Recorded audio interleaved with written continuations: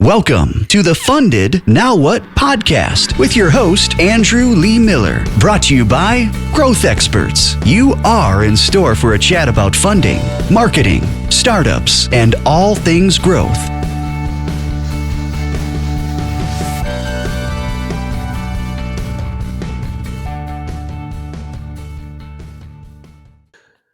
All right. Hello and welcome back to the Funded Now What podcast. I'm your host, Andrew Lee Miller, also known as Andrew Startups. And as always, I'm very excited, but this is a really special episode because I've got the first ever Dutch startup, I think, on the podcast, but also found an AI company doing good, everybody. So, I'm kind of not doing more AI founders on the podcast because that's like, there's all we have in San Francisco, but I scoured the whole planet to find a founder doing something amazing with AI that's going to help save the planet instead of scaring us with, new dangerous tools. And so I'm super excited to introduce you to Anastasia Kuskova.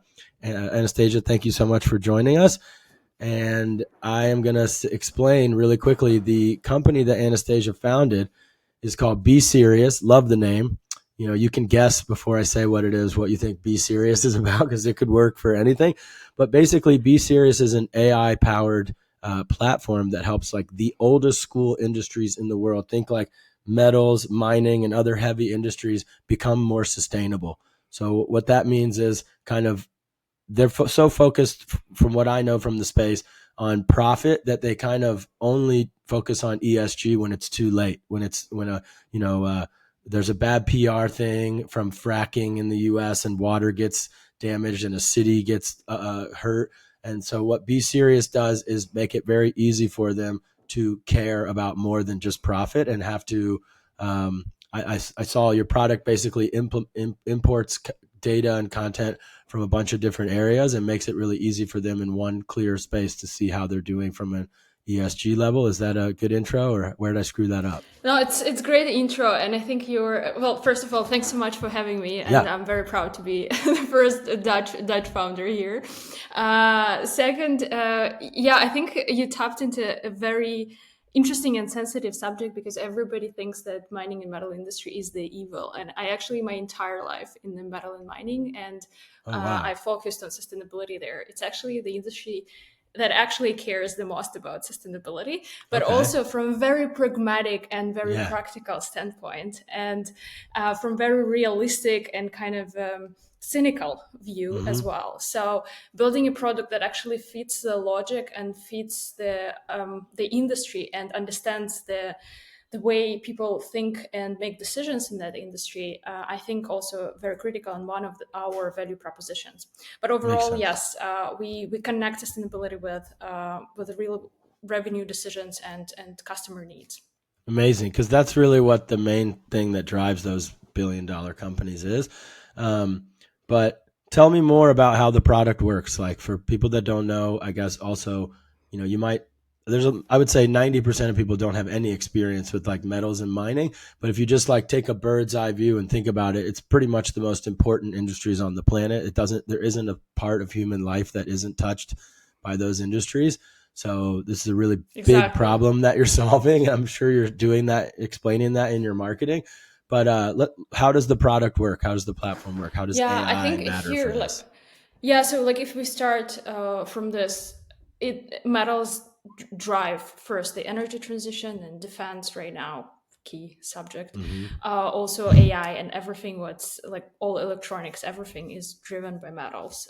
You need tons of copper, cobalt, ferroalloy, steel, etc. for everything. And essentially the mining and metals are in the beginning of thousands of the value chains, and all of the risks that are ingrained in the business of those companies such as metals and mining, they are being then pushed down the value chain to Teslas and Apples of the world. So essentially sustainability teams in the beginning of the value chain, so in the companies where I worked for a long time, we have to deal with tons of customers, tier 1, tier 2, tier 5, tier 7, because like that's the distance between us and EV, right? And understand their sustainability priorities. And if we want to improve, we really need to respond to their request and understand what is actually important to them. And the fundamental problem with sustainability, and especially in our industry, that is massively contextual. So it's 20% numbers, 80% context and narrative. Wow. Because it's very hard to measure human rights in the number, right? Like human rights performance or, True. I don't know, community engagement, etc. You really need to understand the context. You really need to understand what practices you do, how you do things, what type of audits you're running, what like measures and processes you have at place. So the tools that exist right now, they only address those 20% of numbers, and the 80% has to go through the head of sustainability officer. And when you receive requests for sustainability data from Apples and Teslas of the world, you have to do that a lot of stuff manually. And in the end, right now, most of the sustainability work is reporting and compliance. And reporting was never the point, right? Nobody becomes a sustainability officer to actually respond to spreadsheets. So what we do, how our product addresses that problem, we essentially build a massive knowledge graph with all of the data that the company has, including so numerical and qualitative, so quantitative and qualitative, all of the context included on a very granular level, and that we call it sustainability twin. And that becomes the source of truth. And it's also living profile. It is constantly updated with everything what happens in the company, and it adjusts to the complexity of the companies. And those companies are extremely complex because they are combined, like they work in different jurisdictions, in different commodities. It's overwhelming. Okay. And like you have a bunch of, different grades of materials and so on and so forth. So that's the source of truth. And then our AI essentially works as a universal adapter that takes your data, the company data, and transforms it into the format that is relevant to the stakeholder. And in that way, we also understand what stakeholders want, what are the trends, what are the gaps, what your, for example, what are your clients from the North America want, what clients that buy your molybdenum want, what clients that buy your cobalt want, etc. So you can start understanding what type of sustainability decisions actually drive customer decisions. And here we exploit this, cynical angle of how can we connect revenue with sustainability in a very, very practical way, and how we can help sustainability officers to win budgets for their sustainability initiatives because they're supported by real need of real customers. Okay.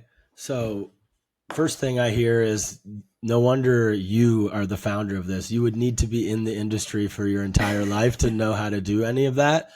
I think I got about to know that problem even exists. Exactly. And to have any idea how to fix it. I'm sure it's been the same problem for 50 years and they've been doing everything manually on paper and stuff. But does this product help the sustainability officer or make like them obsolete? Because it sounds like someone without any major skill, like it sounds like it automates a lot of their job. Is that how do you feel about that? It automates a lot of stupid job. And again, nobody becomes like the people that work in that space. They're amazing professionals, experts in different fields, in climate and environment, and health and safety, in legal and depending. Usually, you have very high expertise teams with people that are combining different areas of knowledge and for them spending time on actually writing and rewriting stuff and copy pasting data and just adjusting it is just stupid. And again, 80% like amount of people or like amount of sustainability officers that told me like half a year ago, I can't do anything now, I only do CSRD, like that is now absolutely useless. But amount of people who told me that is enormous. So and CSRD is essentially, like for those who don't know, for the lucky ones, it's essentially the European regulation for like the reporting, the massive, overly complex with unrealistic deadlines, etc. that got cancelled. Well, postponed, whatever, and simplified. So in the last few months. But then people for 2 years were doing only that in preparation for the CSRD. So, and everything else was on hold. Any other sustainability initiative, anything that actually had meaningful impact on your performance, because reporting does not affect your performance. It's a proven scientific fact. Yeah. Right now, the discussion is like whether it's actually harmful for your performance. Because if you spend resources on reporting, that there's resources that could go towards more performance in other ways. So I get it. So your product essentially for the lay person outside of the industry, it helps with automating reporting for sustainability officers. That's like the first part. I'm sure it's much more detailed, but that alone, really easy to explain. And I think like in my career, one of the first things I always do is try to help founders like get it into one line for anybody to understand, because that intro that you gave is quite long, but I'm sure it's much more detailed. And a sustainability officer is like 1 out of 1 million. How many sustainability officers are there on the planet? Do you know? No idea. You need to know that. You need to know that. Do you have a head of marketing at your company? Yeah. Okay. But I mean, if you ask me how many sustainability officers in the mining and metals industry right now in space, that I know. Okay, how many in the world? I would say the target people are like 20,000. Okay. Like the top level that we are targeting, and I think I'm connected to like half of them already. That's good. Yeah, your whole life building that audience. No, that the more niche we can go with the target, the better. And I think this niche, not many people are targeting them, as opposed to like marketers at startups. We get like hundreds of automated messages around the world from software development agencies, all kinds of different marketing tools, as opposed to a sustainability officer that you're creating a ton of value for. And so that's exciting. But first, let's talk about, you raised 3 million euros, I think I saw, for your seed round. And, that's not an easy feat in today's market, especially outside of Silicon Valley, where they just throw money at everything. But how was that, raising that funding? Like, we don't have to talk about it super deep, but, female founder, whoop, whoop, want to give a shout out to that in Europe. And, what was it like? Yeah, thanks. I'm a weird founder that actually everybody hates fundraising. I actually like fundraising because I think like my first fundraising that we raised pre-seed was horrible, but I learned a lot. And like the way we, it wasn't horrible, but it wasn't like ideal. So the one that we raised, and we raised like every year within like 11 months, we raised seed round. Nice. And it was essentially like 3 weeks, and very strategic, and Wow. It could have been even easier. So I hope Series A will be much easier, but let's see. That depends on how many customers you close. Yeah, I think Series A is much more about numbers than the narrative. But really, like this is it's a lot about FOMO. It's a lot about actually like proper marketing, but like selling to investors properly. Mm-hmm.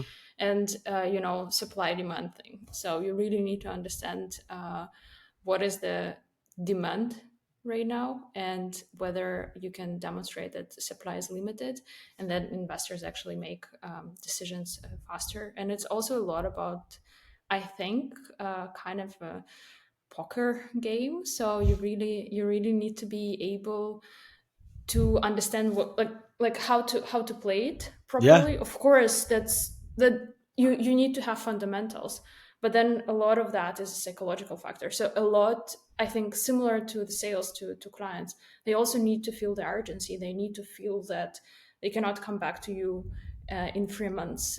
They need to buy have now. to do it now. So it's the same with fundraising, but it's much more condensed, I think. And I think rules are simpler because investors are sitting on a lot of money right now. And if you understand the rules of fundraising, then it's going to get much, much easier.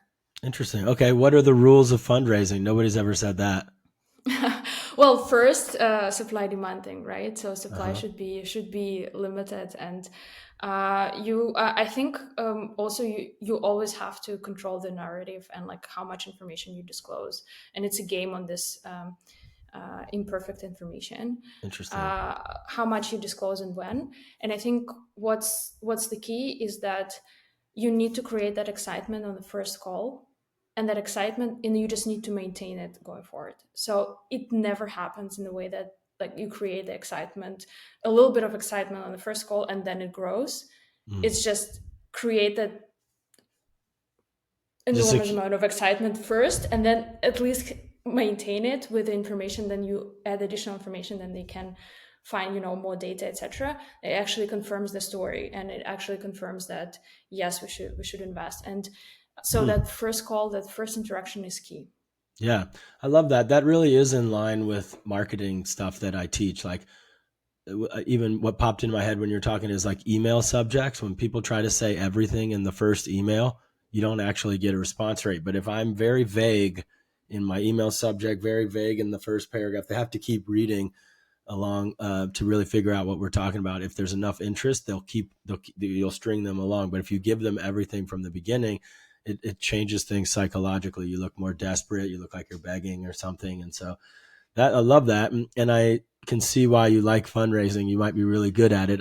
Honestly, nobody's ever talked about the psychological aspect of it. It's, but maybe once with the switch from offering the opportunity rather than begging for money, but not like the way you're saying is treating it like a game, I think makes everything in life easier.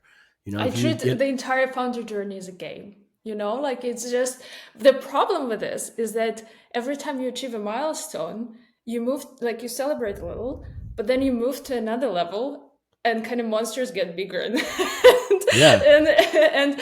it becomes scary and more difficult. I love it. But then at least for your own perspective and mental health, it also helps, because okay, I'm again dealing with shit, but that's because now I'm at a new level. So monsters are bigger, and as long as I'm killing new monsters, it's good. It means I love that.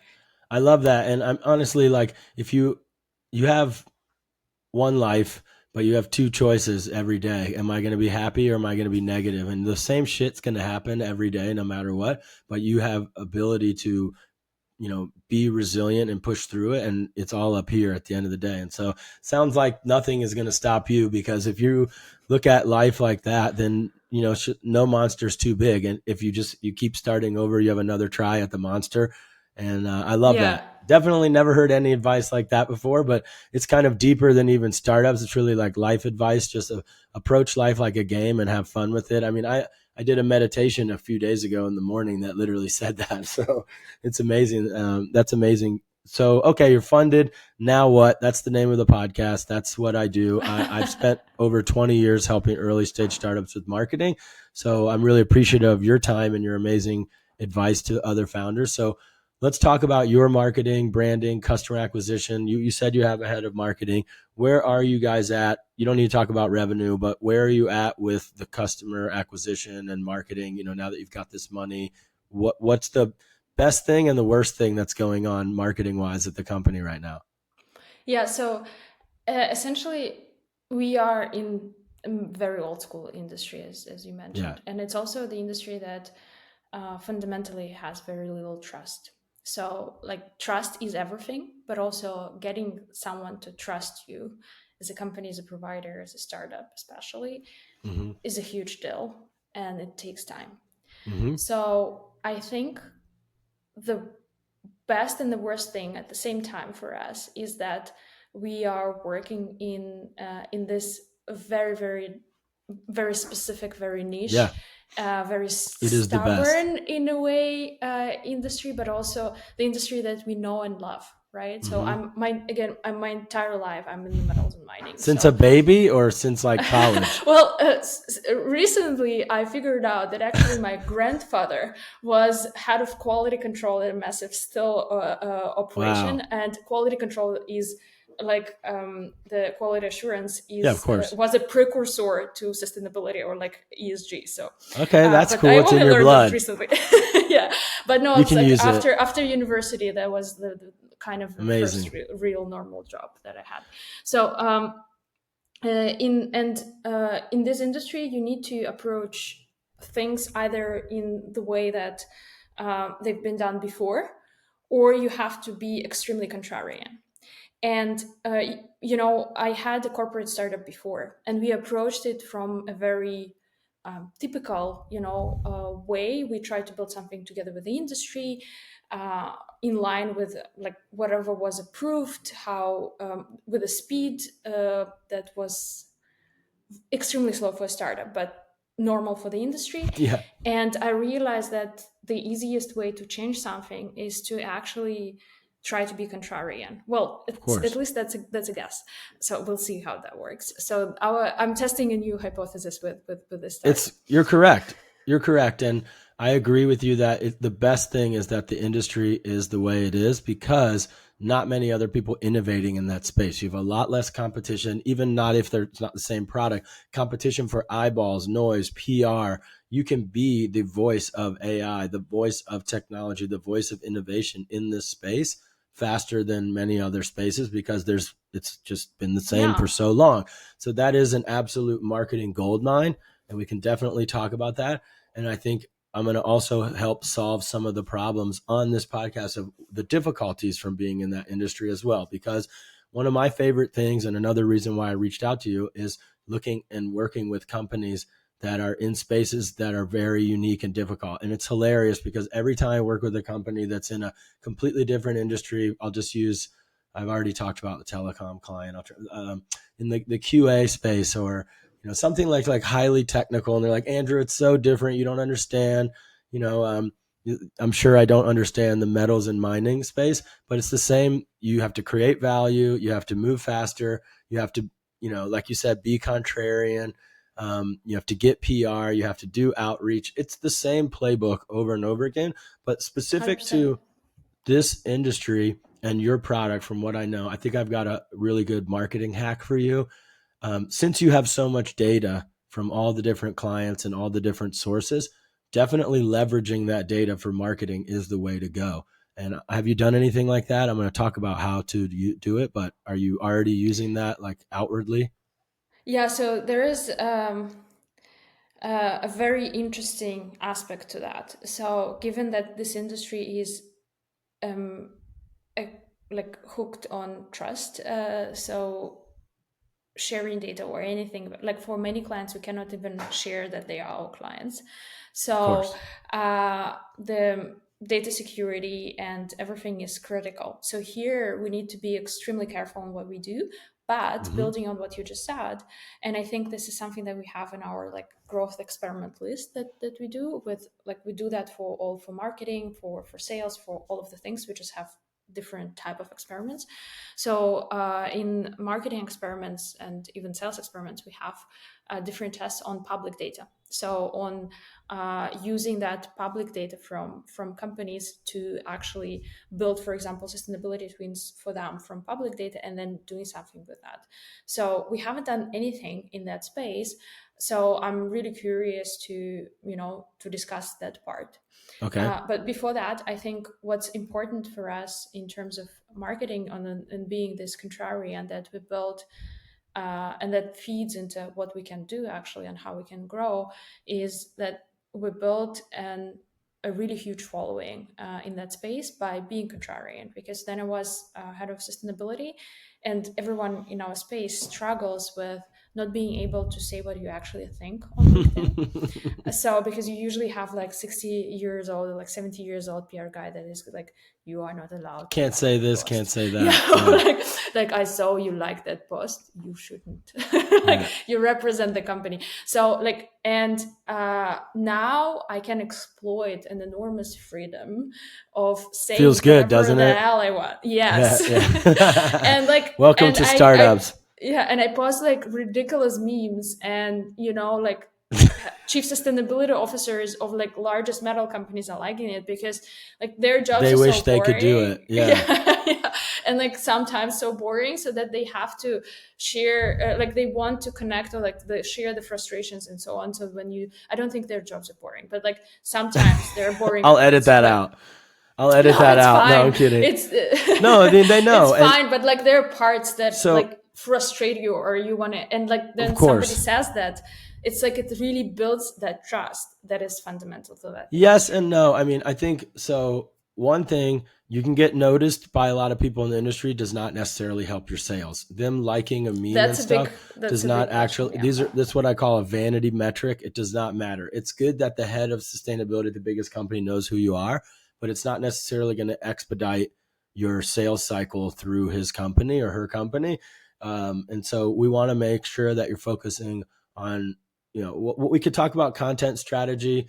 I think that's important, but I'm going to table that for a second and go back to what I was saying about I knew that you were going to say, oh, we can't use the customer data and that's common. So the first thing there is we anonymize it. So if they don't know it was them that you're talking about, and then we use like big data over all of the reports that you looked at. So you want to hone in on 2 or 3 amazing data points on big data that you can actually sell, not for money, sell to the media industry, the metalsdaily.com or whatever, heavyindustries.com news or whatever. And so that could be like, 70% of companies are doing this. 80% of companies in the mining industry are doing this, or the average mining company right now is 65% this. Like these kinds of numbers. I'll give you notes later. You'll get it. You can watch this again. But that kind of stuff, putting out a report, even if it's like a white paper on the future of sustainability in the mining industry. I mean, those kind of things will get picked up by the media. I can talk about a whole funnel from that, or how it drives leads. I actually drove an exit as a full-time head of marketing many years ago. It was an acquisition might have been from Holland. It was somewhere in Europe, the company that bought us. I can't remember. Amadeus, maybe Germany. Anyway, so it does actually drive sales, but it will get much more valuable notoriety in the space. You becoming a beacon of light for data and information on sustainability is what makes those people start to recognize your company as a company they need to work with, as opposed to those lower value, like social media likes and stuff, where they just see a startup trying to innovate and make the space less boring. You see the difference what I'm talking about? Yeah, but I think what's important for us, and I totally agree with what you're saying, is that it's both. So half of my calls start with, I love your posts. So getting to the first meeting and getting to, those people to trust you is much easier. And something that you mentioned in the beginning, there is so much AI generated content right now, like emails, everything, that you can even get to that first meeting. But everything what happens after that first meeting is driven by that, by those insights, by the knowledge that you can demonstrate. And Correct. this is really just one of the levers, and the lever that you're mentioning right now, I think, is fantastic, and that we definitely need to exploit, is our knowledge of the industry and the data that we Absolutely. have, without breaking any security NDAs or whatever, absolutely, etc. Just exploiting that to bring even more insights and more value to our customers, and demonstrate that we actually understand what they're talking about, not only on the frustration and jokes side, but actually on the content and real strategic driver side. Absolutely. And I agree. And, there are ways to get companies to agree to let you, use their data. And, especially when they ask for a discount. If anybody ever asks for a discount, you say, let me talk to my marketing team. Maybe we can work something out. And they go, why would the CEO need to talk to marketing team? And then you come back and you say, hey, I talked to my head of marketing, and they said, if you're willing to participate in a press release or a case study with us, then we can give you this discount. And you'd be surprised, that actually helps close deals a lot as well. Like that, people that are, oh no, your product's too expensive for us. This is an initiative that we're focusing on right now. We know, I think there's a few things I would say when they say that. One, I would say, oh, that's too bad, because 80% of mining companies are focusing on ESG stuff right now. And if you don't do this, you could get left behind in the industry, and it's going to be really important. And then they're like, okay, shit, we have to do this. But also, if you become a PR powerhouse and they see that you are promoting companies. I mean, I've worked in the ESG space before on like the finance and investing side, marketing for them. And what we notice is companies care most about the PR and the ability to say, like, we're one of the first companies in the mining industry to be using AI for good because we care more about the environment.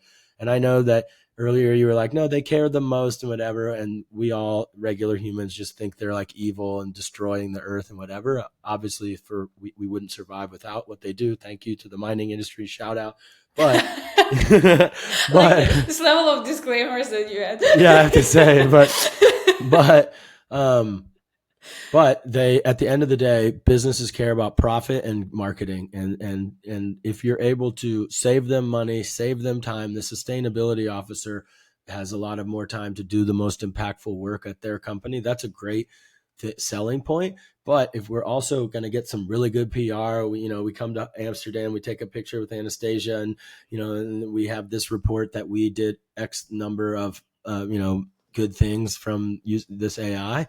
So I definitely think the product should surface positive data for the company so that they can share it. Like if you create reports really easily, should create a press release for them. Doesn't have to write it, but that's an easy GPT integration. Could write, congratulations, you've passed up 90% of companies in your space with this one statistic. This is a press opportunity. So if the product gives them good PR opportunities, they're more likely to use it. And I think that'll help with customer acquisition. But even from the beginning, using it in your sales pitch that we would love to participate in a press release with you. From a startup perspective, the more you can do that in a tiny industry, the more it's just in front of people all 100%. The time. Referrals or like just word of mouth. FOMO. The most, yeah. Well, FOMO in a small industry is very powerful. Like I'm a sustainability officer that told you no a month ago. And then I see three or four of my contemporaries on LinkedIn using your product. And then my CEO yells at me, why are we not using this company? We're not using AI. You're spending all day all 6 months making these reports. You're fired. I'm going to hire someone new that's young and wants to use AI. Funny thing on that, I realized. So right now there is this, and I'm curious on your perspective how we can use that further. So I realized that right now is like this sustainability anti-hype. So there are no fundamentals to actually undermine anything that was done on sustainability in our industry, because again, it was always very practical and pragmatic. But a lot of teams, I think they just, like careful and just don't want to be noticed and like, okay, we don't exist, so we just don't go to the leadership, we don't bring anything, etc. But what I noticed right now is definitely an AI hype, and every CEO, especially of a public company, but like of a big company, they want a very successful AI story. Exactly. And sustainability and compliance teams are perfectly placed to actually bring that. And, it's like, we're not oblivious to whatever is happening in the industry. We understand that we need to bring efficiency on the table and actually demonstrate value. And this is exactly the tool that can help, because we connect sustainability to revenues, we got efficiency, etc. So now we have like this use cases that with different companies that we can share with our clients, and we always add this, like every CEO needs an AI case and like very clear explanation how they can actually sell it internally. Because again, that's a hype, so let's use it. I mean, then life gives you use it and make sure that use it, but make sure you don't get used. What I also see is early stage startups with limited resources, small teams getting used by these big companies, not by the C-level, but maybe the sustainability manager wants to show their boss, like, I'm talking with this AI company, and they don't have any plans to actually push this forwards and get it done because they know their CEO won't do it, but they just want to show that they're busy, that they're doing things. And so you're making them look really good. And so you have to really kind of not be arrogant, but you have to put your foot down, like limit the amount of meetings you'll do, limit the amount of work you'll do. Like a lot of times early stage founders see a big logo company. You already have incredible logos on your website, by the way. You don't need to do that for any company anymore in the space, but a lot of companies do. We're meeting with Google, and 2 years down the line, Google just builds the same thing, and they've been stealing ideas from you. Paul Graham has a line like that, founders can be too nice. But I mean, Absolutely. It's like you have to manage that. And it's again going to this supply demand thing, right? So like if it's oversupply, if they know that they can have access to you anytime, then it's just not going to work, right? So Exactly. That's something to keep in mind for sure. And you have the knowledge that they need. And, I won't name the corporation, but one of my clients, we're doing a marketing driven campaign with this European billion-dollar hardware manufacturer. That's all I'm going to say.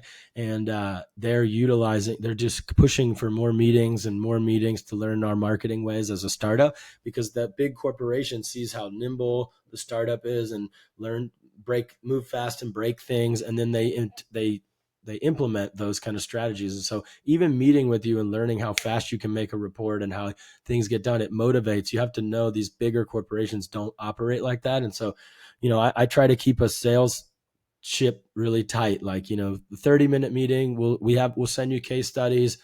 I know the industry moves much slower than that. So you might have a quarterly meeting, whatever, but you really want to be careful because you have the knowledge that they don't have, and you are giving them a tremendous amount of value. And it should be a quick How do yes you or decide no. when to say no? When they don't have a good reason for the next meeting, they're just, hey, Andrew, we want you to meet with another person on the team. Like, no, we're not doing that. I'll send you the recording from the first meeting when we gave you a product demo. Here's the recording. Let me know if you guys have deeper questions about the product. We can definitely jump on a call if they're legitimate. And, sometimes you lose people and they go away. Like, what an asshole, Andrew. Why would he be like that? But then your goal is to keep the company from failing. And their goal is to just show that they're busy and that they're just potentially meeting with AI vendors and stuff. And there isn't any other competition really for what you do in your space. So they either have the initiative and they want to do it, and there's enough reason to work with you, or you find out what those negative points are from the first meeting, and then you fix it and you come back and maybe a second meeting, and then that's it. After that, like, we're going to go work with companies that are more serious and that are ready to move forwards. I mean, I know I don't know the space super, super well. So, and there's always like long sales cycle, short sales cycle.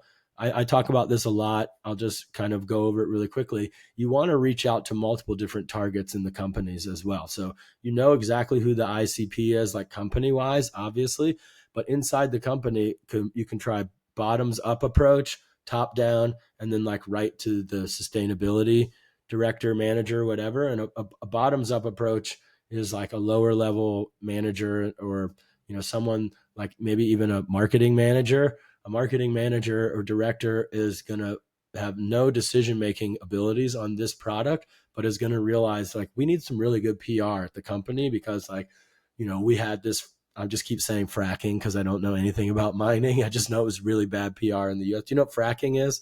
Yeah. Okay, you've been in the industry your whole life. I didn't know if it's just a US thing. Most countries wouldn't allow businesses to do that kind of stuff, but America, go ahead. If it makes a profit, who cares? And so we want to test that lower person because they usually have a really good response, but they don't always have the ability to push it forwards very quickly. So that's your slowest sales cycle usually. Your mid-level person, half the sales cycle, half the positive response. I mean, with this business and what you told me, probably the sustainability person is like, oh my God, yes, I don't want to do these reports. This is amazing. So that might also be the bottom-up approach. Like they still can't get company-wide approval. By the way, what's the price point for this? Like monthly? It's a monthly SaaS product or annual? No, or it's what? annual, so we don't do. So it doesn't make sense. Makes sense. Like what can they get in 1 month out of using it? How much does it cost annually? It really depends on the usage, but our original starting point was around 40-50K a year. Now we went a bit lower with like Sirius Lite, BeSirius Lite. So now it could be even like 25-30K, but for like very limited usage. And yeah, so it really depends. And then for bigger companies, it goes into hundreds when they add additional features. Yeah. Yeah. And it's only helping one person in the company, or it's helping multiple? No. The beauty is, and I think also that's important for marketing and for something that we're doing. And I would like to come back to your question you raised now. What? So I think very important for us is that when we entered that market, that was product for sustainability teams. So like for from 1 to 5, 7, 10 people. Okay. And then we realized that it creates a lot of value for compliance teams, and now we're adding sales and finance. So for sales, and sales is like the best thing, right? Of so course. if you bring value to sales, you get budget. And since we connect sustainability with your customers, like we work on customer requests, it's like a very logical continuation with market, with analysis on like what actually our customers want, how we can use that in sales. So getting champions in sales is very important. And speaking of like our marketing right now, it's focused on sustainability and compliance teams. And I think we need to expand that to sales teams. And selling to sales teams is a very interesting challenge. I follow quite a few like channels on that, and I think also memes also work there, very different. I mean, and like I don't know that stuff, so it's very, very interesting to tap into this. So I'm a salesperson at a heavy metals company, and I am selling, and that's all I care about. Why do I care about this company? Like the reports help me close my clients.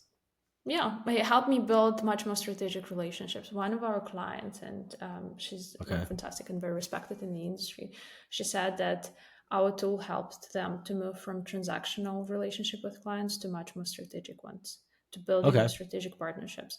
And in the industry where relationship with clients they are years, right? Yeah. So like your contracts are for years. Mm-hmm. This is the key, right? Okay. And that's what we help building. I'll buy it. I think that was a really good answer. I like that. So with multiple, like literally 6 or 7 different people or teams inside of the organization, then there's different levels of roles inside.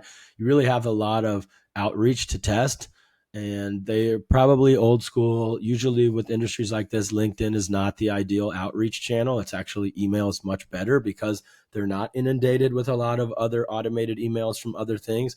So you could be the only company that's using AI to automate lots of emails to all of these people. So I would probably hone in on that with, really short messaging. I don't talk about this enough. Like when you're, automated email outreach still works, but you cannot say everything about your company. Back to what we were talking about, like teasing them. So, hey, Andrew, thought you might be interested in this. Have you seen this report on how mining companies are using AI to do X, Y, Z? And then it's just like a link to an article that you guys got. It's actually a super, super interesting point, because sustainability and compliance teams, whatever industry, they are overwhelmed with, whatever ESG software messages. It's like you don't even read that shit. Yeah. So it's like 20 emails a day or 100 emails a day. But traders, I mean, come on, 100% no. Like, I'll check with them, but but like I'm pretty sure there is very limited supply of tools for them. Yeah. So it's easier to hit them up. It's very cool. It definitely goes into our experiment list. So there we go. We got one win. So I think we talked about. I already wrote down. Great. Well, really the biggest thing that you can do for everything is the first thing I mentioned, the PR stuff. So if there's a way to anonymize the data and make a report, I'll give you an example from my own experience that led to the exit. We had billions of review sentiments. We were a AI company way, way too early, 2014. We were an AI company that had AI search for the travel industry. So we would categorize billions of review sentiments and help you find a hotel based on way more complex searches. And to get our name out there without a big paid ads budget to go against booking.com or whatever, I figured out a way to make an interactive map that you could search through the review sentiments of hotels. So you could search by best Wi-Fi in San Francisco and see the hotels, but not in the list. Do you use it like a lead magnet or just exactly? Yeah, you're telling it before I even get there. Give me a second. No, I'm kidding. But so we shipped it out to the media. We got a lot of people that were interested, and then that drove people to the website, and it was, a pop-up on the website that said, if you're interested in downloading our white paper, which I wrote on the future of personalization in the travel industry, which now with AI would not have taken 2 months of backbreaking labor to write it, but I wrote it, and that lead magnet people on the website. Maps. Yeah, maps. But my point is, like, using the data that you have that no one else has. You have so much data, even if it's just your own data on what the customers are doing, how they're using your product. It doesn't have to be, what features they're in, what the biggest, you can say 80% of mining companies are mostly interested in this right now. This is the trend. And then you can reach. So there's many ways to develop relationships with the media based off of that. But the map, the lead magnet, giving them little snippets of things like that. So getting that PR and then doing the outreach campaign after that. Oh yeah, I've seen you guys. I saw that you have really unique data. I'd really love to see a demo. That sales cycle, it's hard. That PR, you were talking about trust in the beginning. Nothing gets their trust more than them seeing these articles then coming to you. Like if they come to you inbound, they already trust you, Anastasia. They know that they need you, and the sales cycle is way different. So we want to do I outbound. love that. I love that. And I think,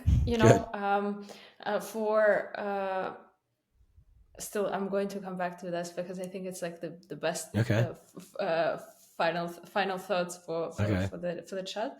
So when I think the cycle of every startup is very much connected to fundraising cycle, right? So, and I recently realized that with every round, you need to demonstrate your alpha. So like, how do you beat the market?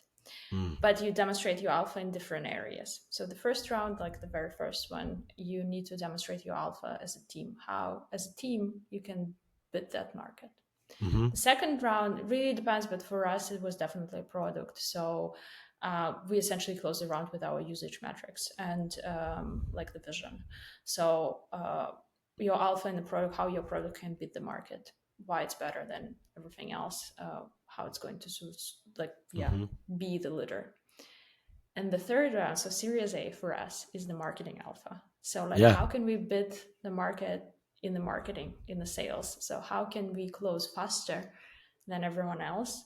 How can we do that faster than the industry sales cycle?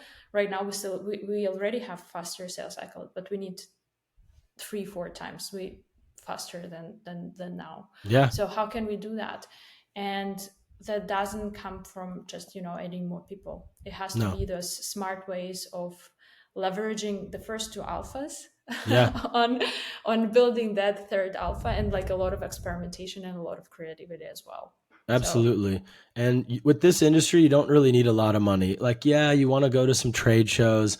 I guess, you can throw 50,000 euros at sponsoring this and that. But like we don't do that. You don't need to do that. That's what, like we got a lot of people like telling us, oh, do you want to go to this Reuters event and do the speaking slot for 10K? I was like, if I'm not interested enough to listen to, I'm not going to pay 10K. So people forced to listen to me. Like, what's the point of this? Yes and no. With your industry, again, with that trust, I'm telling you, like, it's annoying and it's tough as a startup, but that stuff does actually make a difference. And I'm not saying you should spend 10K. Every single cost decision I look at versus paid user acquisition. If I spent 100%. Money promoting, now you can do article ads on LinkedIn. It's like brand new. It's only 2 weeks old for $3 a click or less. I think that's the minimum they allow you to spend, but you can write your own press release, your own article, and show it to everyone that's in sustainability. So if I spent 10K on that, that's 3,000 sustainability directors clicking on that article and going to a landing page that says book a meeting to see a demo of our product. That's way more valuable, in my opinion, than a $10,000 talk. But we get 1 million views with our organic content, so it's fine. That's amazing. But again, I don't know about who's viewing it. I have to look at that data, but that's amazing. But having said that, we always try for free first. So you have an incredible pitch. If you put out a white paper on the future of sustainability in the mining industry, you should be able to get a speaking tour for free. After that, we do pitching, but not at Reuters events, right? No, of course. Because they do exclusively paid stuff. That's because that's all they want to do. So forget about Reuters, but if you go speak at events, if you speak at an event for free and you see it leads to a very short sales cycle that drives clients, then we go back and we go, okay, yeah, we'll spend money on that. We never just like test by spending a lot of money to see if something works. That is really scary. I mean, anytime we've raised like less than $5 million, we can't be doing crazy tests like that. And so I think your head's in the right place. You definitely understand how and what you need to do. And I think like looking at it as a game and experimenting is the only way forward. So it was really a pleasure to have you here. Hopefully I was able to create some value for you and your marketing team. So I'll find some marketing alpha and I'll get back to you after the next round. Amazing. Anastasia Kuskova, thank you so much for being here on the podcast. Appreciate you. Thanks. Thanks so much for your advice. Absolutely. That has been another episode of the Funded Now What podcast with your host, Andrew Lee Miller, brought to you by Growth Experts. If you liked the episode, please subscribe. And if you really liked it, please share with other founders and entrepreneurs. Thanks, and we'll see you in the next episode.